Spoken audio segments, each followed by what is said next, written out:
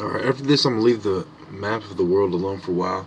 But this part was to show you that it's important to know the maps. And one thing people will point out and try to say you don't know what you're talking about is they'll point out some random feature in geography and, stuff like that. And it's the little details that'll get you.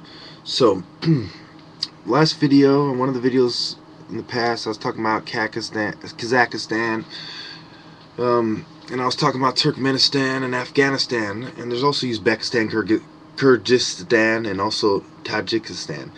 And so we go on talking about there's a caste system in India. Obviously, you know how there's darker skin on the people on the bottom for the most part, and the lighter skin people on the top, and how the migration of people had to pass through Iran and Afghanistan and Pakistan. That's why some of the oldest artifacts are there, and the Silk Road leads there, etc. So when we go to talking about China, I told you about the Ming Dynasty, the Qing Dynasty. I told you about Genghis Khan and Mongolia, and how the Mongolian Empire was huge. It was bigger than the Roman Empire, but it's not talked about as much.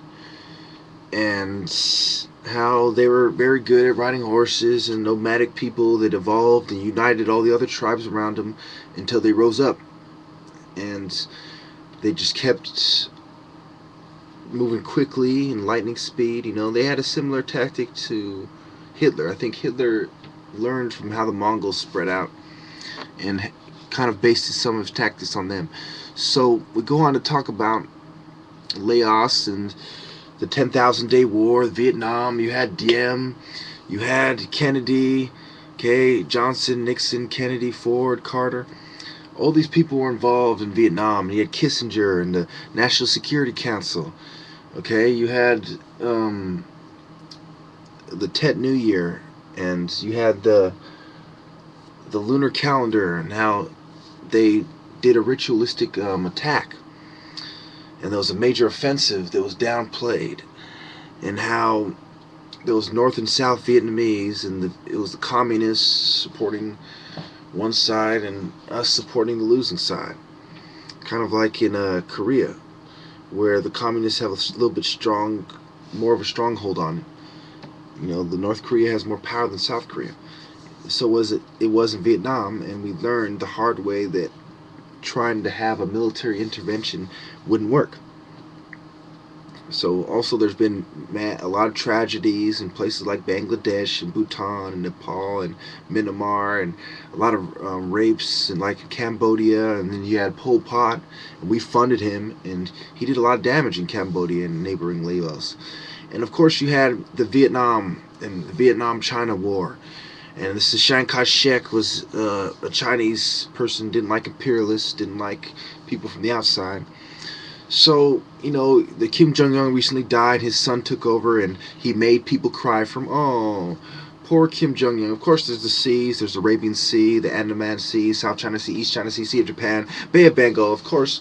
And then you have Indonesia, Singapore, Brunei, Malaysia. And Malaysia is a very strict country, and during 9/11, they helped us bring down some of the terrorists. They caught some of them in an internet cafe and arrested them. So for the most part, from what I can tell, they're sincere about fighting terrorism. And so is some of the other Asian countries. And some of them aren't so sincere. A lot of people confuse Asia with the Pacific Islands, and it's an understandable mistake, but we're talking about the Indian Ocean here, and just like in the last one we were talking about the Atlantic Ocean and Europe and etc. So anyway, we get to what else should I talk about to help you remember this map and just cite some of my past videos. I know I'm not at 100% right now. I've been going through a lot of stress anyway, but here we go. We talk about I talked about the Persians and how Iran fits into it, and that used to be Persia, okay? And how you had people like Xerxes and Artaxerxes and Darius and Cyrus the Great.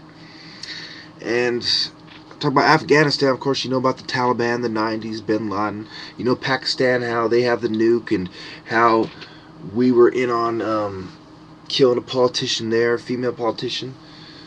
and how our spy got caught there. I showed you the picture in one of the other videos, and how Bin Laden, his compound, how they were hiding him out next to one of the government compounds, and the ISI is notorious for misconduct, and how they had that little conspiracy. So basically, I'm touching on all these countries all over the world, and I want to give you a chance to truly see where they are, soak it in, and try to connect with your ancestors to the migration routes that I've shown you.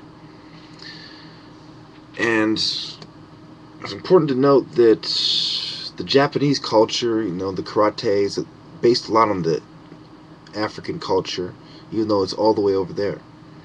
And there's a reason for this. These people were very traditionalist. They kept the culture. So their ancient African culture stayed with them a long time.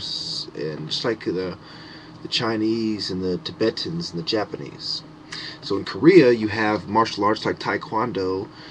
And the Japanese, you have Japanese karate. China, you have, of course, Kung Fu. You have the northern style, Shaolin and Hung Gar. And you have Tai Chi as well. And, of course, you have the different factions of groups that broke up and did the Kung Fu styles. And some of them are very demanding. So